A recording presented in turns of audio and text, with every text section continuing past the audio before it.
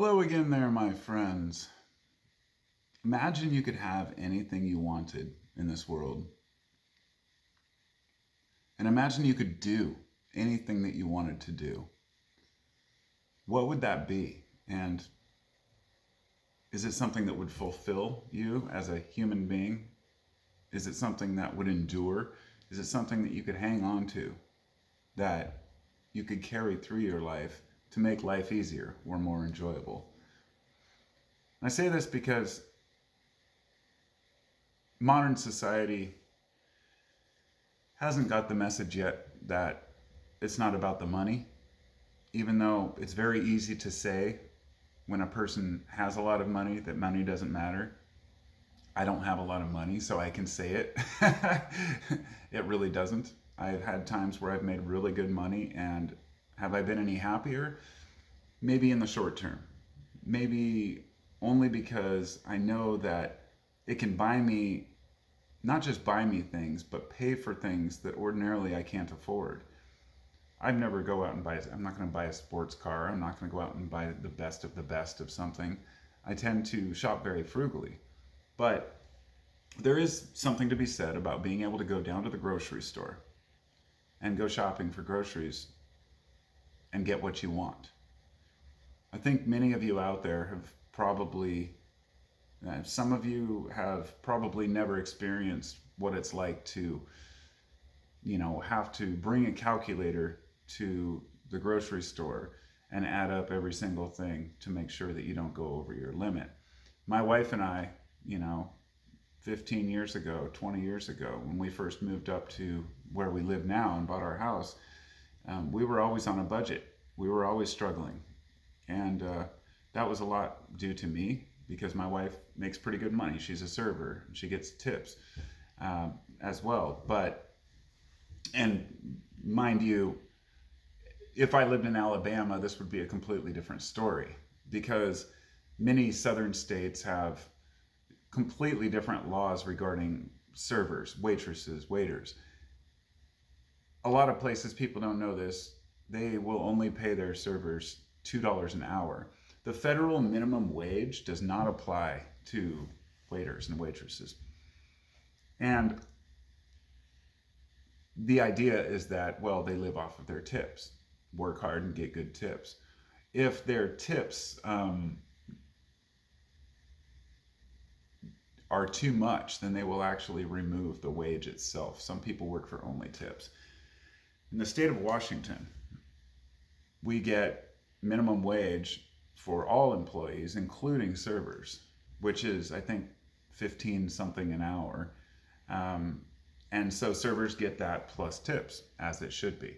In other words, tips are designed to inspire people to work harder and better to serve you. It's to ensure prompt service. So, these days it seems to mean nothing, tips. Everybody wants a tip. You go down to the vape shop, they want a tip. You go to the weed shop, they want a tip. You go to the grocery store, they want a tip. It's like, okay, I worked at a gas station when I was younger, and when I got a tip a couple times, it was like the greatest thing ever, but I never expected it. So I'm off track. I do digress here. The point is that through all of these hardships, I know what it means to work for something and to feel pride in that thing we've worked for. So to refer back to my original question, if you could have anything and do anything in this world, what would it be? A lot of people say, I just want to be rich. It's, to me, the dumbest thing that you could possibly want. It's not that being rich is a dumb idea. It's that just being rich is a dumb idea. It's if you were to work hard at something and start a company, start a service or business, you expand that business, you put in the effort, you work hard, then you deserve that money. So anytime I've had free money in my life, which I'll tell you is very rare, or money that I've never inherited. My family doesn't have any money, so I didn't get any type of inheritances. I've never had a large chunk of cash that just came to me for no reason. So I've always had to work for what I have. Because of the fact when I'm not that fact when I'm working hard or when I'm not working hard enough up to my own standards, I shop even more frugally. I tend to be, I deprive myself, you know. I'll buy the generic of everything and the cheapest weed at the store, which some would say, oh, why do you buy any weed at all? Well, because I'm a stoner and I have been for a long time. But that's another story. I will not sacrifice my happiness just because I don't have all the things that I want. In other words, the things that I find important in life are community, friendship, family. Yet at the same time, I understand that there's a very much a need for people to feel confident when they're interacting with other people, that they're living up to a standard where it's not about how much money they have. It's about more often it's about how hard they work. People are proud if they work a job where they bust their ass, and they might make a hell of a lot less money than somebody else. But even having a conversation with the homeowner, the house I'm working in right now, I just clocked out 10 minutes ago. The workday is over, and he worked for Intel for 30 years, and he had a lot of money. And he was telling me, because I guess he went out and bought all these tools, and he said he loves to do carpentry, construction, painting, whatever it might be on his own place. But he has limited skills in that, so he hires us to do the basics, and then he can do what he can do. And he told me about how the project he's working on right now won't be ready for like 5 years, and even then it's just something you can't touch, something intangible. So it's not just about the money, it's about how much money, and, I should say, how much money we make through our own efforts, but also how much, I guess, how much we feel like we've actually earned it. Like I'm a remodel carpenter. I was thinking about this earlier. I often say, "Oh, I'm a carpenter," but I specialize in a remodel carpentry, because a carpenter might build a house. A carpenter might build brand new construction. For us, it's generally I'm taking an existing doorway, removing the old trim, putting new trim on, and then trying to blend that doorway and make it look all nice and make sure that everything's done up to specifications to where it looks new. So the idea is taking something old and making it look new. It's hard. Remodel carpentry is some of the hardest work mentally that I could possibly think of. It's not hard for everyone, because some people don't give a shit and they do a horrible job, and everybody's hired a carpenter that does a shitty job, or a contractor that comes in and just hacks through it. For me, I am very particular. I will sit and fuck with a crack on a board for, like 20 minutes, making sure that it's perfect. I don't just cover it up. I come in there and I glue it, and then I glue it again, and I make sure that it's not going to crack later. The house right behind me here on the corner is starting to collapse. The foundation has something wrong with it. So the floor is dropping a slight bit, meaning the ceiling's dropping a bit, meaning there's cracks, and all these things have to be dealt with. I'm not here to talk up myself and the work I do, but making a point rather that at the end of the day, when I clock out, I feel like I've earned my wage. I could be mentally and physically drained, being on my knees all day. There have been times in my life where I decided I'm not doing this anymore. I'm not going to damage my body. I was a carpenter on and off doing construction and various things for, 10, 15 years, and then, jobs in between, sometimes where I wasn't working, but I learned a lot. And when I quit, it was because of my back, my sciatica. And this is a limiting factor for doing the things that we want to do sometimes, is physical pain. And it's something, physical and mental pain, something that must be overcome. We must fight through it. My sciatic pain was so bad that I felt like my leg was just on fire half the time. I could barely stand up. And I was making YouTube videos through that whole time. Sometimes I'll come across one, I'll look back at my old videos and be like, oh yeah, there I am struggling to fucking stand up to make a video. Like, And I said, I'm never doing this again. I'm not doing construction. But here I am again. I started doing the tiny houses last year, and then, said I'm just going to do carpentry. And yeah, I drive 2 hours every day, and I go to work, and I get on my hands and knees, but I feel good about it. It's hard to push ourselves to do hard work, but hard work is where the results come from. It's where the happiness and the satisfaction comes from. It's complicated because it's like, on one hand, we're suffering. We don't like having to get up at 6 in the morning, drive down early to beat traffic, and go to a place that's, like 30 miles away just to work for 8 hours and come home so we can look at our little paycheck and be like, fuck, dude, if I'd worked in the tech industry, I'd be much better off, right? Or if I'd started this company or done this. I've come to terms with the fact that not everybody can do everything. It's not that there's not the potential there. It's that we tend to overstate what we can do as individuals, which can be good. There's that, it's a trade-off. There's the idea that has been impressed in people's minds that you can do anything you want. You can be anything you want. That's just fucking bullshit. You can't just do and be anything you want. You can try, but you might struggle. If you're 5'3", you're not going to be a good basketball player. And that's just how it works. And that's maybe an extreme example, but if you're it doesn't mean that you have to be, for example, what I do. You don't have to be buff. You don't have to be a man, you don't have to be strong. Generally, you just have to be aware. But you do have to be intelligent. If you're not able to assess a full situation and say, this is what we need to do to make it the most efficient, then you're not cut out for that work. This is one of the beauties of being human, that we're all good at different things. And so this brings us to what most people will tell you, these success gurus, which they just disgust me. This whole get up and go get them kind of thing. This struggle, the struggle is real. Go out and you need to constantly push yourself. And every waking moment of every day, you need to be out pushing harder to get a job. I listened to a podcast the other day with this guy who, he was saying he doesn't waste any time, and that's why he's successful. He was talking about how he made all his money by, never stopping. From the time he gets up, he has a routine that he does, and he's just work until he goes to bed. And I thought about this, and part of me was like, man, I'm envious of guys like that. I'm envious of dudes who can just hustle and be successful. But I'm not really envious of the time that they have to spend doing it, but rather the drive that they have.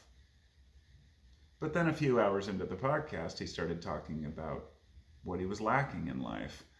The fact that he never got married, the fact that he never had kids, and he had nothing to be at home for. He had no reason to take a break and relax.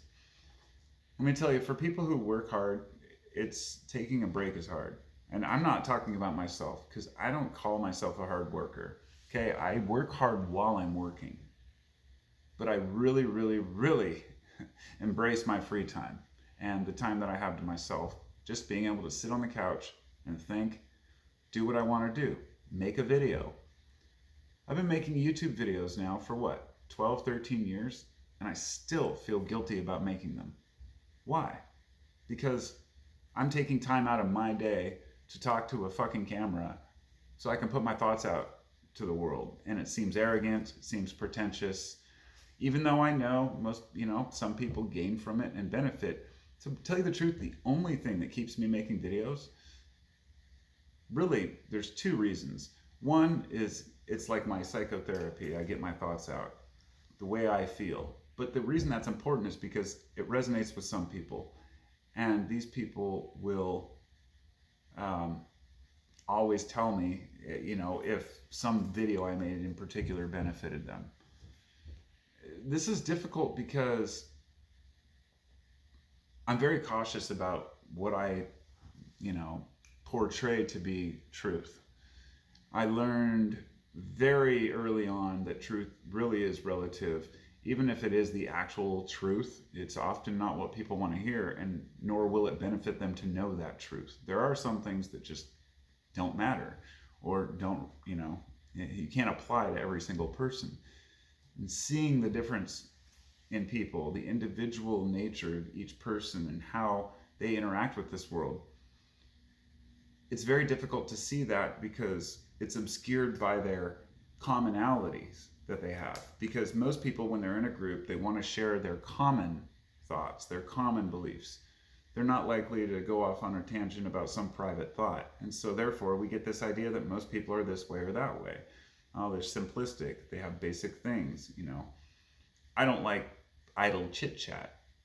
However, even talking with other philosophical carpenters and shit, we'll be like, oh, hey, the weather today, it's kind of rainy. Oh yeah, the old joke about talking about the weather, mundane conversations. It's how you start to entwine with other people, and the next thing you know, you have this woven fabric of discussion that can go on to other tangents and other thoughts about life. Hopefully. But people don't want to get too deep because they're afraid of being ostracized or being different. I have learned long ago that I'm not the kind of person that sits by and just goes along with the crowd.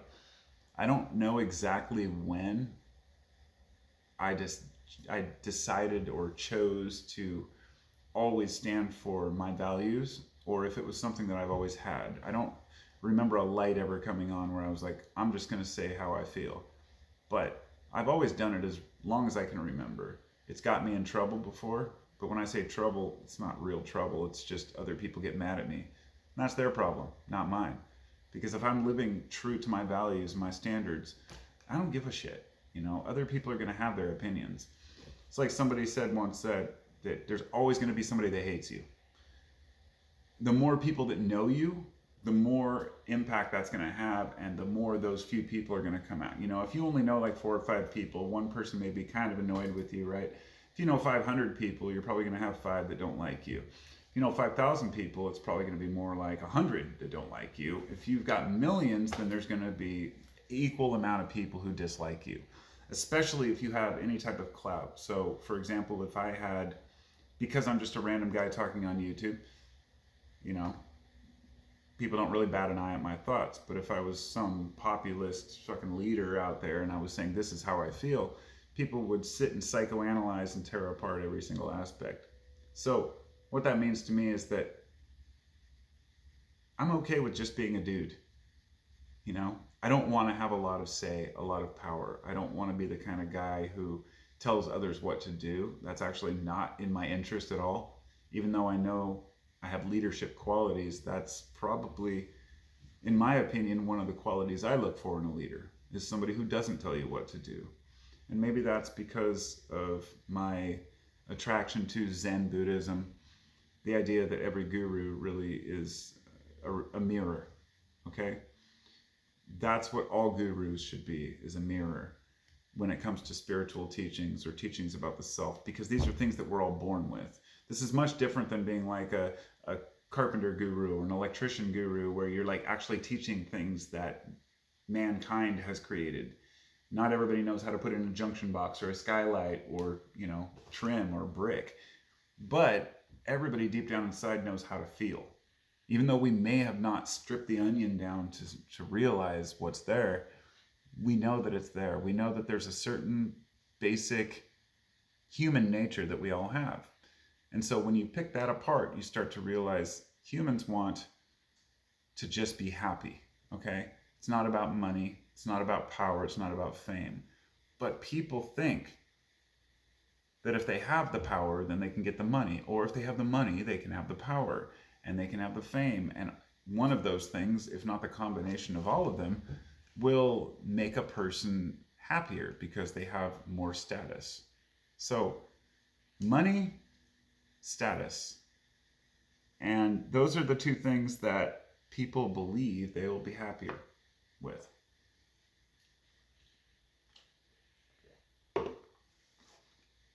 And some might. But I would say if you're a deep thinker, and that sounds arrogant to even say, but if you're the kind of person who takes time to sit and just think about stuff, you're probably a deep thinker. And the older you get, if you carry on those, those thoughts, and you carry on thinking and taking the time to really consider things, maybe instead of cranking tunes in the car, you're just sitting there thinking about life in general. You can have some epiphanies that are difficult to shake, and ones that can help you live your life in a much more functional way. And I think that these are the most important lessons. So I guess I should finish this up. The point being here that whatever we want or we think we want out of life, it's usually something that we haven't had yet. And often once we get these things, we realize it's not what we wanted. We didn't want the power, we didn't want the fame, we didn't want the fortune. And I think by, analyzing ourselves and our thoughts, we can learn what doesn't work before we try it. And this requires observation, cultural observation especially. What's going on right now in culture, at least Western culture, probably, all cultures, but we're all, we can only speak of our environment because there's plenty of media out there telling you how other people live and how other countries function, but I don't pretend to know. I just go by what I see around me. And in the US, at least on the west coast of the US, in the Portland area, the way that people act and behave is generally the same as it's always been. But there are some extremes and some standouts. But it's the same old game. Everybody's just doing their thing, working a job, feeding their kids, right? Unclogging the bathtub. I have to do when I get home. But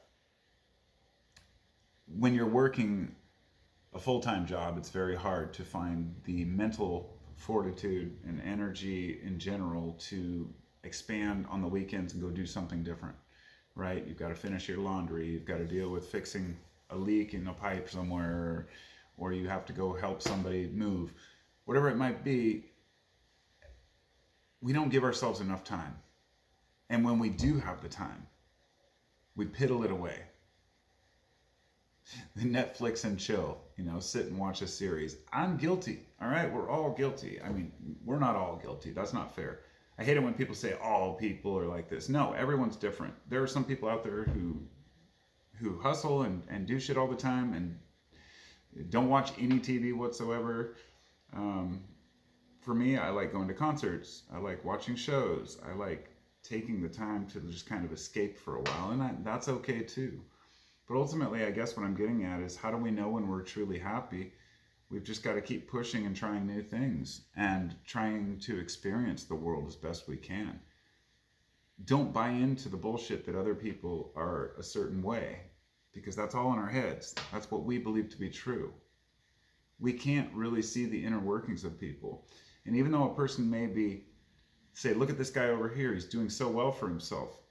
Well, if that continues until he dies, great.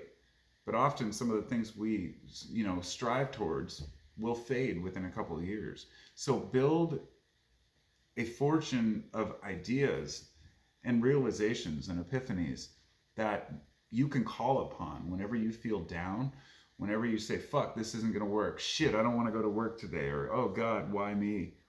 You can instantly, before that thought even crosses your mind, just say, it's all part of the game. It's all part of the process. But also remember that we can become too passive about these things and just let life run us. So there's a choice. Do you lead your life, or do you let life lead you? And I'd like to say that I lead my life. But I don't 100%. I let life lead me. I've got the job I've got right now. I might do better with a different one, but I don't know. Should I go out and look for another job? I don't know. I like the people I work with. Weighing all the options, and in the middle, you're just kind of, doing what you do. Would I be happier in the farmhouse that I want, with acreage where I could be up by the woods? Or would that just be more of a hassle being farther from town? The things often we think we want aren't necessarily the things we want. And sometimes we don't even know what we already have. So there's my 25-minute rant for the day. I'll talk to you all next time. You have yourselves a wonderful one. And just be cool with what you got and work for something greater. I mean, that's life, right? Rant over.